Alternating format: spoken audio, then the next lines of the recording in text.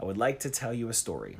And the title of this story is called The Pain and Suffering of Women. And it is written by men, and the pages that it is written on are pressed in rhetoric and propaganda and forged in a factory that is called the fallacy of daddy issues. So I'm going to give you a little bit of a synopsis. Okay, chapter 1. The entire concept of daddy issues and father wounds is just a way for men to avoid taking accountability while victim blaming and placing the blame on women. Chapter 2.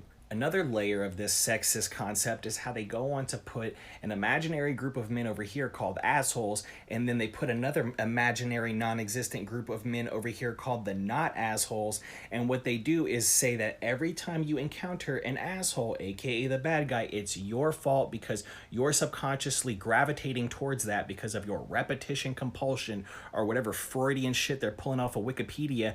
And that if you go fix your own inner issues and go do your own inner work about this daddy issue problem you're having, you will magically be going to the not assholes, which is typically the protector group. Keep in mind that this entire thing is sexist, no matter which way you spin it. Protector, bad guy, good guy, no matter what you do, it's sexist, and women are the freaking punchline. Chapter 3, The Revelation, where you do all this magical inner work that's so mysterious, they don't even tell you how to do it.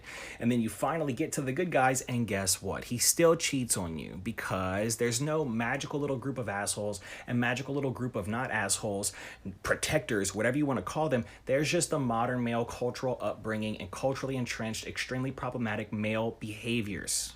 But there's a silver lining.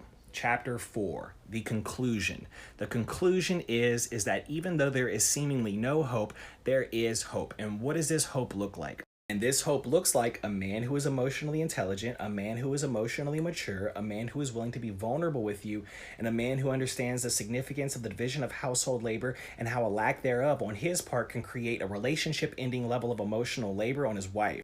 So why is this confusing but at the same time seems easy? It's because the issues that prevent men from wanting to be vulnerable are faulty definitions of manhood and masculinity that come from a lack of identity within himself. So he's afraid to be embarrassed, shamed, and emasculated because his concept of manhood involves not being vulnerable at all, which is also part of the problem. And I should have made this clear in the beginning, but this is a conversation for men. Okay, this is what you guys need to know. If you are emotionally vulnerable, the rest of the world is at your fingertips because you will receive the blessings that come to you in the form of lessons and morals of the story. And you know where these come from? They come from women.